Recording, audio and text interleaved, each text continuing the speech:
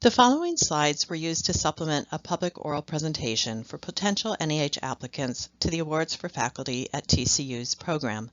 They are not intended to provide complete information about the program, and they do not constitute an official statement of NEH policy. For current information about this NEH program, including eligibility requirements and the dates of deadlines, please consult the Notice of Funding Opportunity posted on the NEH website.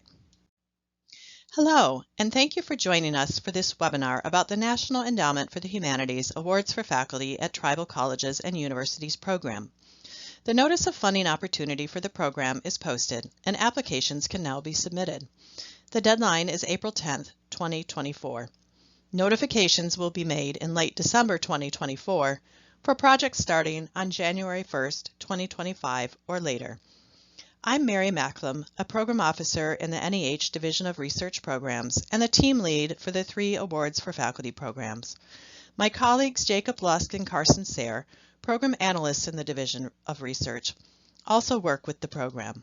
We are happy to answer any questions you may have about this program, so please don't hesitate to reach out to us at facultyawards@neh.gov at any time. We will be offering 2 live question and answer sessions in 2024. These are currently scheduled for Thursday, January 25th from 12 p.m. to 1 p.m. Eastern Time and Tuesday, February 27th from 1 p.m. to 2 p.m. Eastern Time. You can register for one or both of these sessions on the Awards for Faculty at TCU's program page on the NEH website. Please check this program page for any updates or changes and to register for a session. On this slide, you will see a link to the NEH Awards for Faculty program page on the NEH website. The web address appears at the bottom of the screen, and there's also a QR code that will take you to this web page. Every grant opportunity at NEH has a program page where you will find an overview of the program, a list of important dates such as draft deadlines and application deadlines, and additional links with more information. This slide again shows the Awards for Faculty at TCU's program page and some of the available resources it provides, along with the same web link as in the preceding slide. The Notice of Funding Opportunity for this program appears on this page under Step 1.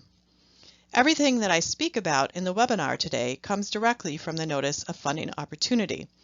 We recommend that you read the document in full, as it provides information about every aspect of the program, such as eligibility, funding amounts, project types, what you need to prepare in order to apply, and how to submit your application. Further down on the Awards for Faculty program page, you will find additional resources. We have an FAQ as well as a link to projects funded through this program, so that you can get a sense of the types of projects that have been successful.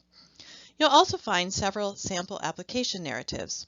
These narratives and bibliographies are not meant to be an exact model of what you should prepare in order to apply, but rather a collection of examples showing the many and diverse ways that applicants from a range of fields in the humanities have crafted a successful application. Each of these applications received funding. To the right of the page, you will see the grant snapshot, which gives you information about the types of projects that can be supported, funding amounts, the period of performance, and key dates. I highlighted in yellow 2 dates I particularly wanted to draw your attention to: the draft deadline, which allows you to submit a draft narrative and work plan for staff feedback if emailed to the facultyawards@neh.gov email box not later than February 7th, 2024, and the program deadline, which is April 10th, 2024 this year. Submitting a draft is optional and has no bearing on the competition itself, but may provide you with helpful feedback on your application materials. Here's an overview of the webinar. I will start by giving an overview of the program, address who is eligible to apply to this program, address the scope of the program, provide guidance on the types of projects the program can support, give examples of some previously supported projects, take a look at some additional program details, address how reviewers will assess your application, and describe the contents of an application. At the end of the webinar, I will address how to submit your application through grants.gov. If you find you have questions about any of the webinar content, please feel free to reach out to us at the facultyawards@neh.gov email address. You can also attend one of the Q&A sessions to be held in January and February. First, let's take a look at what the Awards for Faculty at TCU's program is. The program seeks to strengthen TCUs by encouraging and expanding humanities research opportunities for individual faculty and staff members. Awards support individuals pursuing scholarly research that is of value to humanities scholars, students, and/or general audiences. So the program is focused on humanities research conducted by individuals. To support faculty and staff at TCUs, the program is designed to be flexible in both project types and award periods.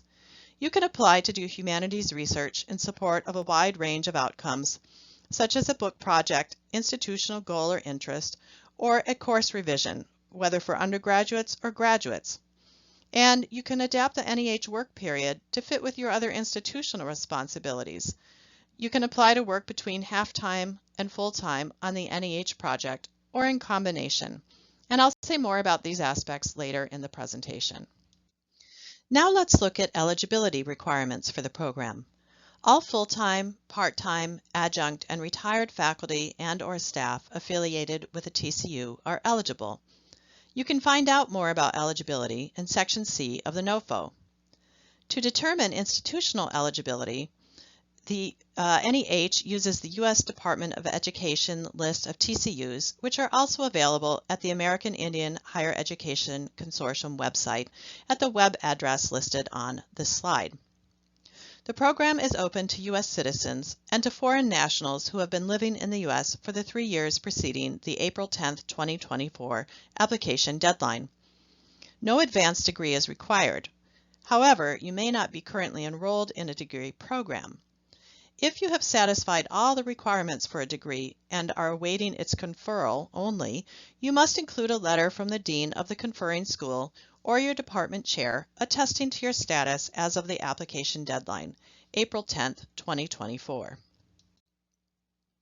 What is the scope of this program? It's important to know that the program supports humanities research in all areas of the humanities, regardless of geographic or chronological focus. If you're working at a TCU, for example, your project could stem from any humanities field and topic of interest. While your research might relate to your institution's mission or goals, it does not have to do so. Projects can be designed for various audiences, whether other scholars, undergraduate students, or the general public.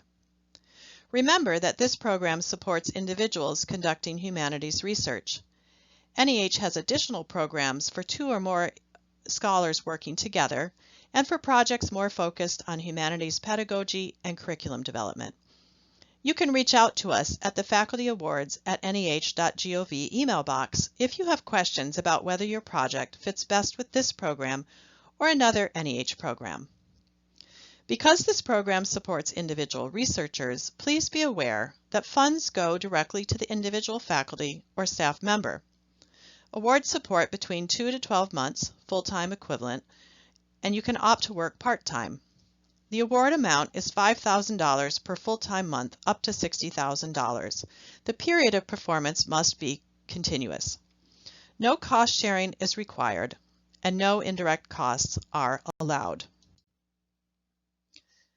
The last slide considered the scope of this program. While this program supports humanities research in all areas of the humanities, regardless of geographic or chronological focus, there is a special encouragement for this program for projects related to Indigenous knowledge that sustain and strengthen tribal languages and/or cultural traditions are especially encouraged.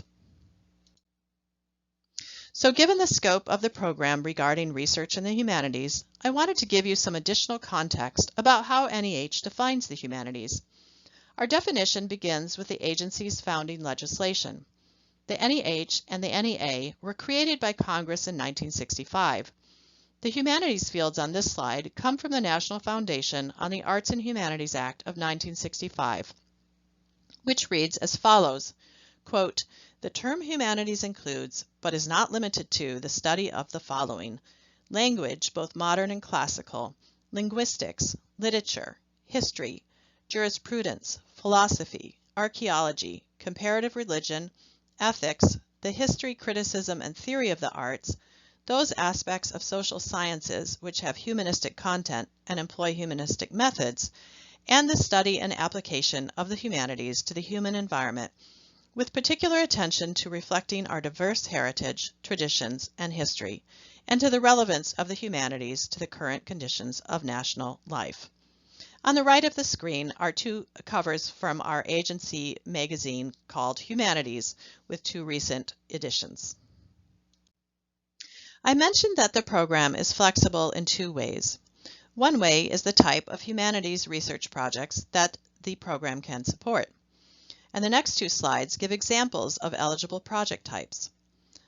Projects could be research related to tribal or institutional priorities, goals, or interests, such as projects that draw on cultural or institutional archival collections. The program can support the development of materials in support of sustaining, preserving, and revitalizing culture or language. The program can support research leading to the improvement of an existing undergraduate or graduate course. And the program can support travel to and research in archival or cultural collections with significant holdings in the researcher's area of expertise or in an area of tribal or institutional priority or interest. Here are some additional sample project types. Your project could be research and preparation, leading to the development of a humanities seminar for students at the affiliated institution and or for members of the local community. Or the project could be the development of books, peer-reviewed articles, digital materials, translations with annotations or a critical apparatus, critical editions, or other humanities resources. As I hope that this list demonstrates, projects can draw on institutional or community archival collections. They could also develop primary source materials for curriculum, such as oral histories, as part of a course revision project or as part of a larger publication project. For example, a faculty or staff member might use the unique archives of a university for an institutional goal or interest. Or a faculty or staff member might collect oral histories in order to develop scholarly tools, such as language dictionaries or databases, or to contribute to a humanities seminar or course revision. It might be possible that you have a project idea that draws on a few of these examples. This list is not meant to be exhaustive, so if you have an idea for a project and are not sure if it would be eligible for support in this program, please give us a call or email us, and we'd be happy to talk with you about your project idea. You can reach us at facultyawards@neh.gov or 202-606-8200. Again, as I mentioned previously, the program supports a wide range of projects, all founded on humanities research. A wide range of humanities research methods and activities can be supported, including archival research in local or distant repositories, the collection and interpretation of oral histories, or ethnography. Or you may be working from a home or university office on editing, writing, and revision. Looking now at the print and digital products, the outcome of the award support. Course revisions could result. Humanities seminar could result, as could articles, monographs, translations, editions, and other interpretive tools. For course revisions or for a humanities seminar, you might devise a way to disseminate the project more broadly, whether for other course sections on campus or to other campuses. Products centered on community or institutional goals might result in other types of print or digital materials. One example might be research and writing of an exhibition catalog for an historical exhibit on campus. Here are 3 projects that received support through this program in recent years. Christina Mee at DNA College in Arizona, for example, was awarded $60,000 over 12 months for her project, which included research and writing a book, as well as the development of 2 undergraduate courses on the practice of butchering in DNA history and culture. The second project was submitted by Elaine Fleming at Leech Lake Tribal College. Professor Fleming worked full-time over 12 months and received $60,000 for a project about historical narratives by Ojibwe women of the Leech Lake Nation. Pictured on this slide is the Tribal College Library, where Professor Fleming did some of her archival research, and she also collected some oral histories. David Overstreet at College of Menominee Nation received $45,000 in support of both part-time and full-time work on his project. He worked on archaeological publications about the prehistory of the Menominee Nation of northern Wisconsin, and pictured on this slide is one of the publications, an article in the journal Wisconsin Archaeologist that resulted from the project. Here are some important dates for the program this year. NEH staff will read and respond to draft narratives. Draft narratives must follow the format specified in the NOFO, Section D. Drafts must be submitted to the Faculty Awards at NEH.gov email no later than February 7, 2024. The program deadline for applications is April 10, 2024. The NOFO explains how to submit your completed application package through grants.gov. Be sure to allow enough time for any technical difficulties or other issues. We recommend submitting well before the deadline in case of any difficulties, because late applications will not be reviewed. Decisions will be announced in December of 2024. The earliest possible start date for projects is January 1st, 2025. However, you can wait to begin your project all the way up until September 1st, 2026. So you have a large window of time. Here is a slide with the criteria for the program. These criteria appear in Section E of the NOFO. You should keep these prominently in mind when writing your proposal. All reviewers will assess your project using these criteria and only these criteria. Grant writing is its own form, so don't forget that you can consult the sample application narratives on the program page to see how other applicants have addressed the criteria. The first criterion pertains to the intellectual significance of the project for the humanities. Tell your reader what your project is about and why it's important. You should explain what it will contribute to your specific field in a way that a humanities generalist can understand. You should also situate your project in the broader context of humanities research and knowledge. What is the state of the field on this topic, and how will your project contribute to it? Criterion 2 considers the quality of the conception, definition, organization, and description of the project, and the clarity of expression. Generally, peer reviewers find that a well-written, clear application is a predictor of the quality of the planned publication. So writing a good abstract and narrative is important. Propose specific research questions and explain the methods, concepts, and approaches you will pursue to address them. Criterion 3 is about the work plan and its feasibility. In Attachment 2, you should provide a detailed work plan broken into 2 to 3 month segments. This can be a chart, a list, or a narrative, but make sure it's clear. Your work plan should clearly state whether you are seeking part-time, full-time, or a combination of support, and this should be clearly indicated in the work plan. Don't forget that your work plan must be continuous. Criterion 4 asks reviewers to consider the applicant's preparation for the project. If a new research area for you, explain how you came to it and your skills for doing so. Be sure to address your language competencies, knowledge of archives, and so forth. The last criterion considers the likelihood that the project will be completed and the dissemination and access plans. Mention the expected publication and other outcomes of the project. If you are proposing a book project, consider providing a description of the proposed book, such as the chapters. If you have a publisher or series in mind, you can mention this specifically. If you're proposing an article project, indicate the likely length of the article and the venue for publication. If you're proposing a course revision project or a humanities seminar, indicate when you expect to teach the course or seminar and how you plan to disseminate your research results. Here is a list of the items you'll need to submit by the April 10, 2024 deadline. This table appears in the Notice of Funding Opportunity. In yellow, I have highlighted the application component. and you can use this column as a sort of checklist in consultation with the Notice of Funding Opportunity. The next column indicates how to name your files. The third column indicates if the item is required, recommended, or conditionally required. Please pay close attention to these so that your application is complete and can go through review. The last column refers to page limits. Notice that NEH has mandatory limits for several of the attachments. Do not go beyond the allowable page numbers, even just by a line.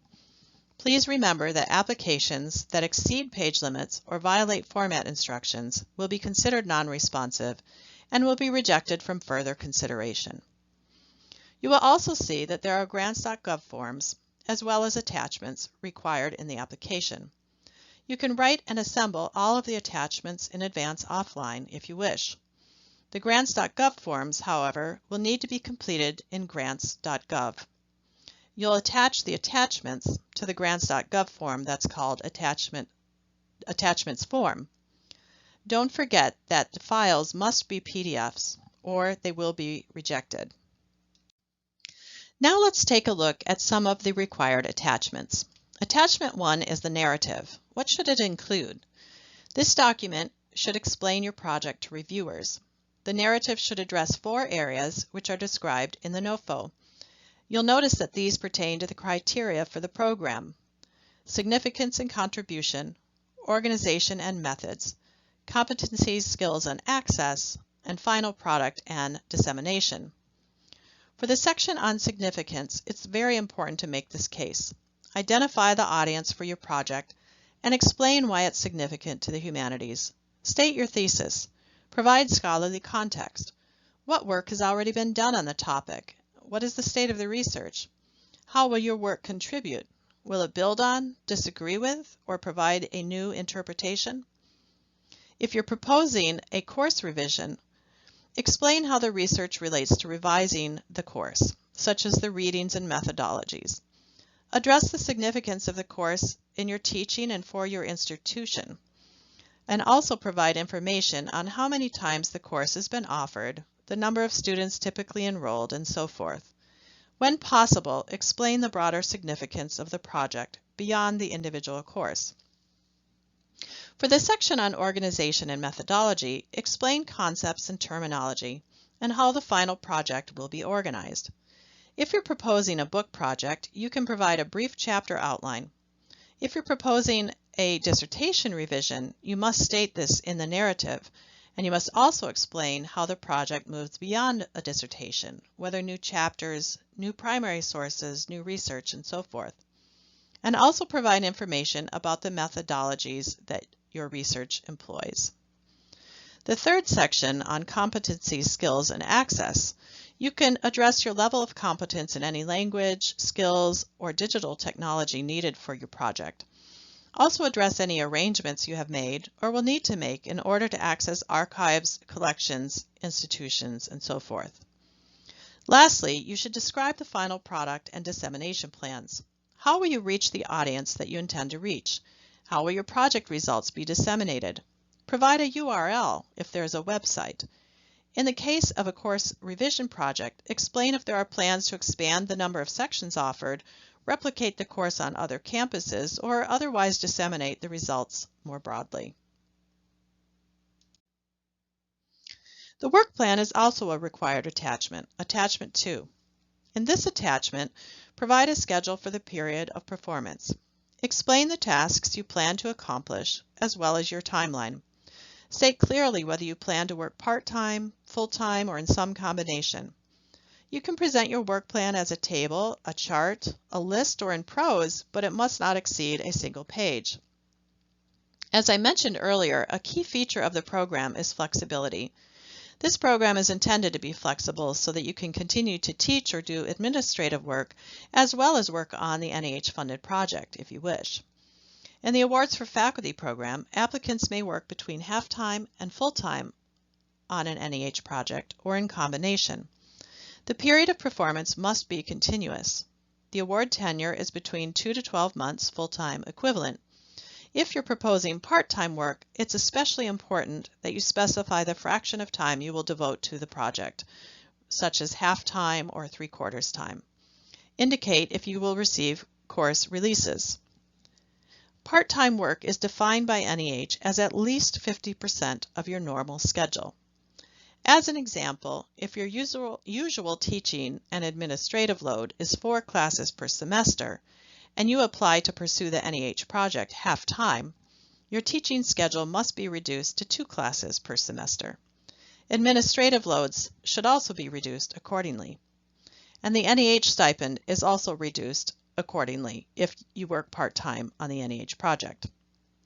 Also, while you do not need to complete the project during the period of the award, you should indicate to reviewers how and when the project will be completed once you have returned to your regular duties.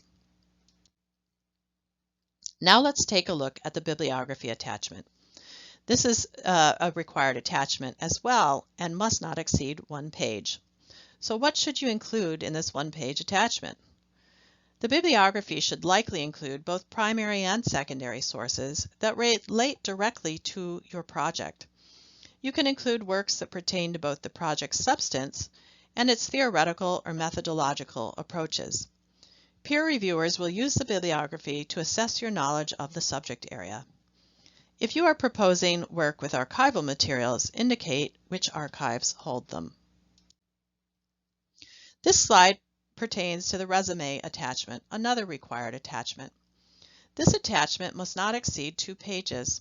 I have a list here of information to include on these 2 pages, such as your current and past positions.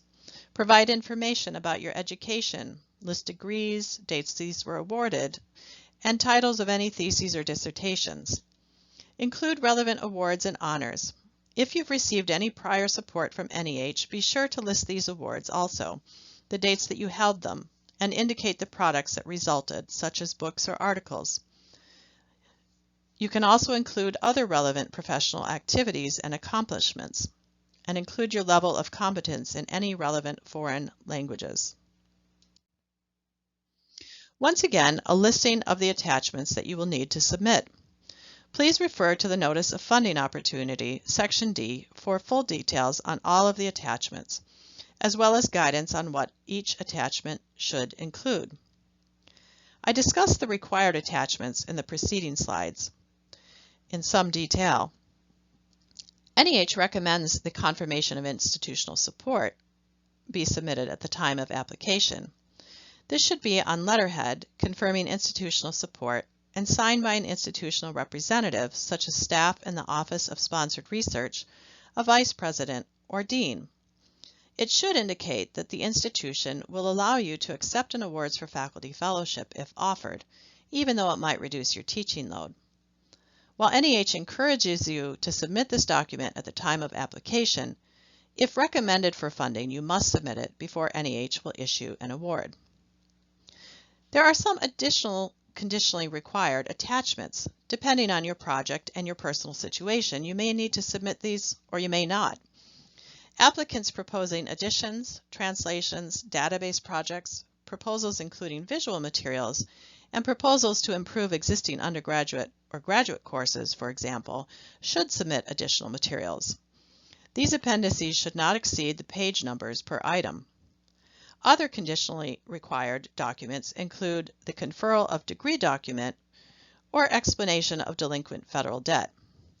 Please be sure to consult the NOFO for full details on these conditionally required attachments.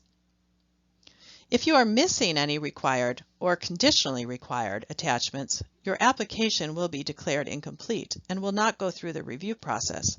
So if you have any questions about what you need to include in your application package, don't hesitate to call or email program staff prior to the deadline, and we can help.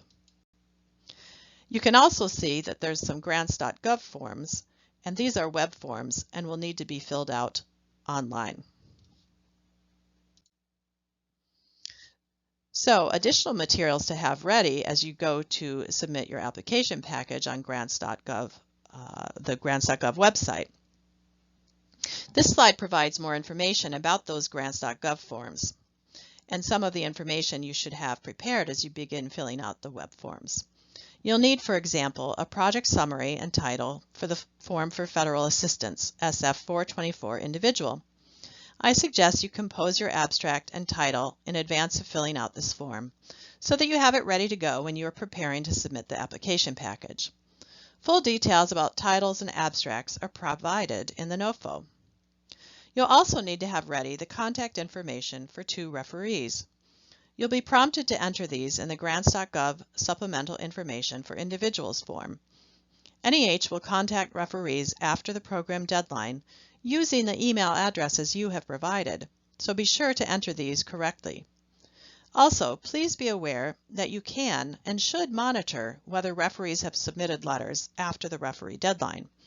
You'll receive a link to do so from the NEH after you have submitted your application. Remember, NEH has a few policies of which you should be aware. NEH will not consider applications submitted after the deadline. Applications missing any required documents or conditionally required documents will be considered incomplete and will be rejected from further consideration. Applications that exceed page limits or violate formatting instructions will be considered non-responsive and will be rejected from further consideration. Thus, to reiterate, please pay close attention to the details. Include only attachments that are required or conditionally required in the NOFO. Follow the page limits, and call us if you have any questions prior to the deadline so that we can answer any questions that you might have and help support you as you get your application in. Once you've written and compiled all of your attachments, save them as PDFs, and checked your application package for completeness, page limits, and so forth, you'll be ready to submit your application package. Your application package must be submitted through grants.gov. A link to grants.gov and the application package, as you might recall from the opening slides, is on the program page. Even before you've started or completed the attachments, we encourage you to create a login.gov account and also register with grants.gov. You must create a login.gov user account in order to register and log into grants.gov. Plan to do this at least a month before the program deadline, and I'd suggest doing it as soon as you can so that you're set up and ready to submit your application at the deadline. After you create your login.gov user account and register with grants.gov, you must create an individual applicant profile in your grants.gov account. If you do not, you will not be able to apply.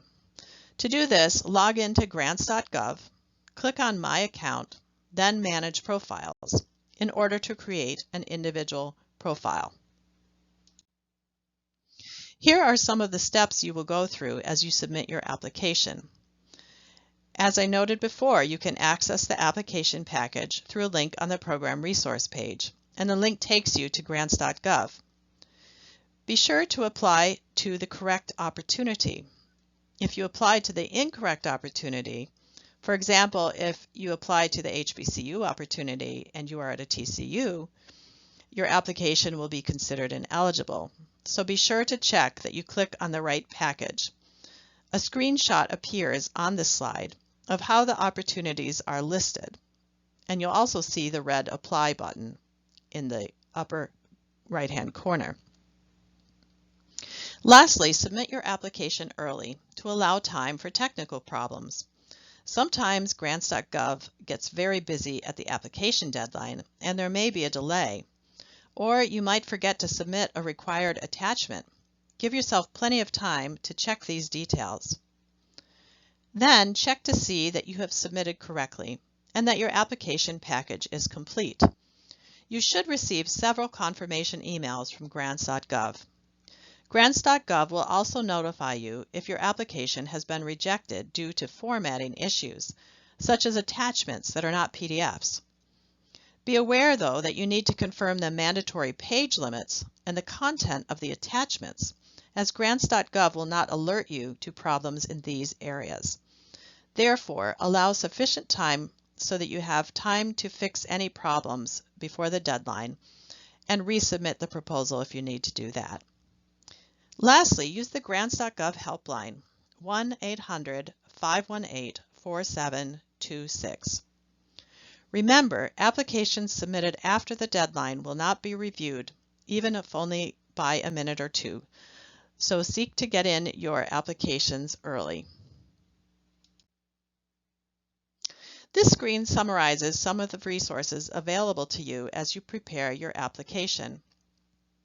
Please visit the program page on the NEH website as referred to throughout the webinar, as this is where you will find all of the materials for this program, the Notice of Funding Opportunity, sample applications, an FAQ, and a link where you can find information about previously funded projects. First and foremost, I would suggest reading the Notice of Funding Opportunity in full. It's about 24 pages, but all of the materials that you need to submit are fully described. And in addition, the NOFO includes other details such as eligibility, deadlines, required attachments, page limits, criteria, the review process, and even instructions about how to submit your application to grants.gov. In fact, everything I discussed in this webinar is described in full in the Notice of Funding Opportunity. A reminder also that staff encourage you to submit a draft narrative and work plan for staff feedback in advance of the deadline. These must be received not later than February 7th, 2024. And these must be submitted to the Faculty Awards at NEH.gov email box, or we won't be able to look at them. Drafts are optional and have no bearing on the review process. However, applicants have found staff comments useful in the past. We will do our best to get these back to you with our comments 10 days prior to the application deadline or even before. A reminder that NEH staff are happy to speak with you or correspond over email at any time while you're working on your proposals, your application materials, and we can answer any questions. So please reach out at facultyawards@neh.gov, or you can call us at 202-606-8200. And lastly, if you or your institution have questions about the terms and conditions for the program, you can find that information in the link provided at the bottom of this slide. Here's our last slide for the webinar on the Awards for Faculty at TCU's program. Please don't hesitate to contact us with any questions at any time. You can reach me, my colleague Jacob Lusk, and my colleague Carson Sayre by emailing facultyawards@neh.gov or phoning the main number of the Division of Research at 202-606-8200. And don't forget that another way you can connect with us is in 2 live Q&A sessions planned for January 25th, 2024 from 12 p.m. to 1 p.m. Eastern Time, and Tuesday, February 27th from 1 p.m. to 2 p.m. Eastern Time. Please check the program page for any updates or changes to these dates and times, as well as to register for the link. We hope to see many of you there. We hope this webinar has been informative. Thank you for watching, and we hope to see your applications.